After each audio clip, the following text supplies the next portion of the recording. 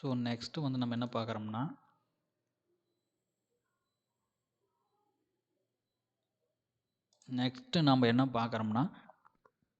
Types of parabola. So பேரபோலாவில் 4 type இருக்கும். Okay, மொத்தம் 4 டைப்ஸ் இருக்கும்.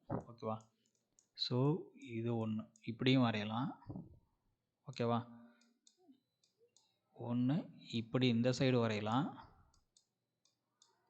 இப்படியும் வரையலாம்,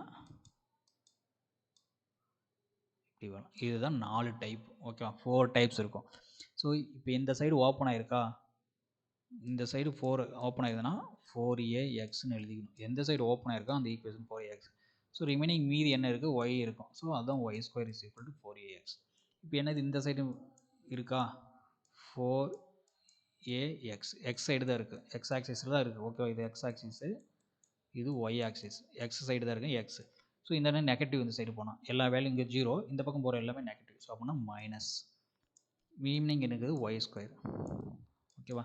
இப்போ எந்த சைடு ஓப்பன் ஆகிருக்குது, ஒய் ஆக்சிஸ் வந்து ஒய்யில் ஓப்பன் ஆகிருக்கு. அப்படின்னா 4ay.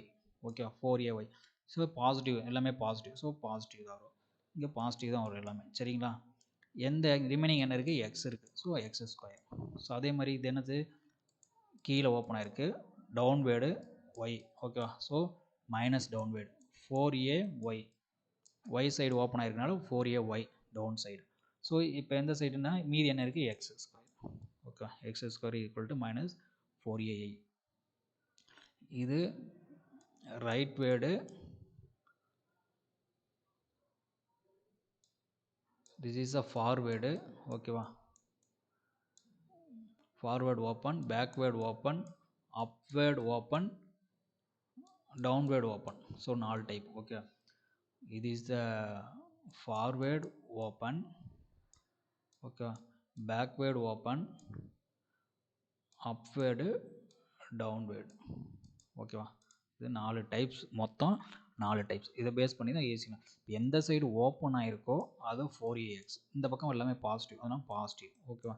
மீனிங் இருக்கிறது வந்து ஒய் தான் இருக்கும். So y² = 4ax. ஓகே, இந்த 4 டைப்பும் நம்ம பார்ப்போம். 4 டைப்பும் ப்ராப்ளம்ஸும் நிறைய நம்ம பார்ப்போம். சரிங்களா? இதுதான் டைப்ஸில் பேரபோலா, 4 டைப்ஸ் பேரபோலா.